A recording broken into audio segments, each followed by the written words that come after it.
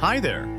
In this video, we will discuss the summary of the first chapter of El Filibusterismo, or The Reign of Greed, written by Dr. Jose Rizal, titled On the Upper Deck.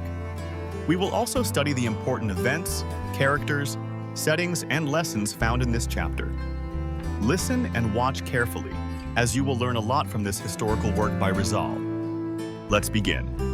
One December morning, the steamship Tabo was navigating the winding path of the Pasig River toward Laguna. On the ship's deck are a mix of locals, friars, and officials, divided by social hierarchy, with Europeanized passengers enjoying the upper deck while locals crowd the lower deck. Among the upper deck passengers are Doña Victorina, a pretentious Filipina obsessed with European standards, Don Custodio, a pompous bureaucrat, Simon, a mysterious and influential jeweler, and various friars, including the sharp-tongued Padre Salvi and the Dominican Padre Sibila. They were discussing plans to improve the Pasig River and projects of the Obras del Puerto. Simon suggested digging a straight and direct path from the start to the end of the Pasig River.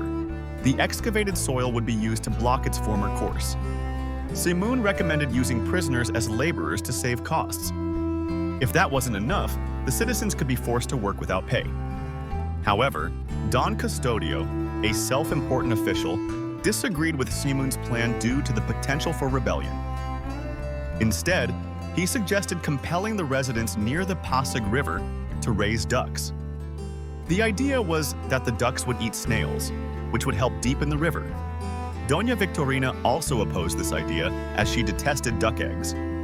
Now, let's move on to the important events in this chapter.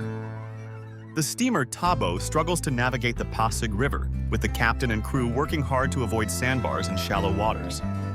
Doña Victorina, seated among the upper deck passengers, complains about the slow progress and expresses her disdain for the local population. Simon proposes a drastic plan to dig a new canal, suggesting the use of forced labor from the local population to complete the project. Don Custodio defends his own project of using ducks to naturally clear the riverbed, contrasting with Simon's harsh approach. The passengers engage in a heated debate about progress and labor, revealing their conflicting views on how to improve the country. Important characters. Simon. He is the returning Juan Crisostomo Ibarra from the novel Noli Me Tangere.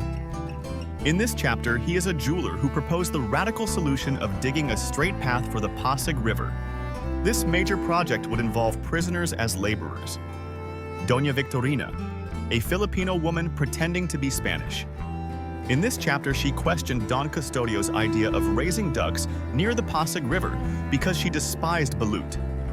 Don Custodio, one of the principals representing the Filipino populace. He opposed Simon's suggestion to dig a straight path in the Pasig River, fearing it could incite rebellion. Instead, he proposed raising ducks to deepen the river. Ben Zaid, a journalist also present on the Tabo's deck. Padre Salvi, Padre Sibila, Padre Camora, and Padre Irene. Clergymen who were also part of the journey along the Pasig River. Let us now proceed to the setting of this chapter. The events take place on the steamer Tabo as it travels along the Pasig River. The upper deck, where the privileged passengers sit, is shaded and comfortable, while the lower deck is crowded with locals and cargo.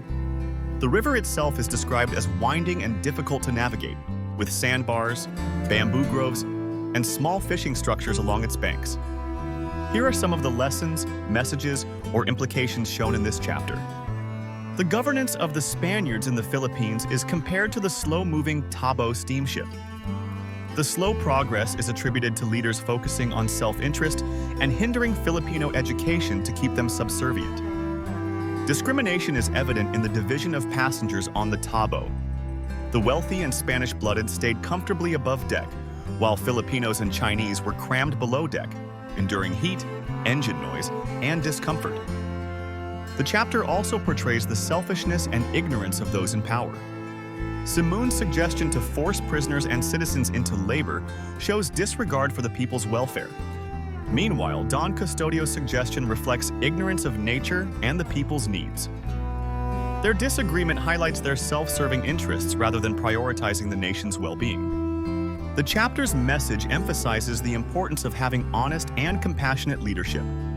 Decision-making should not be blinded by self-interest, but should consider the welfare of everyone, especially the poor and oppressed. And that concludes the first chapter of El Filibusterismo, titled On the Upper Deck. What have you learned from this chapter? Share your answers in the comments.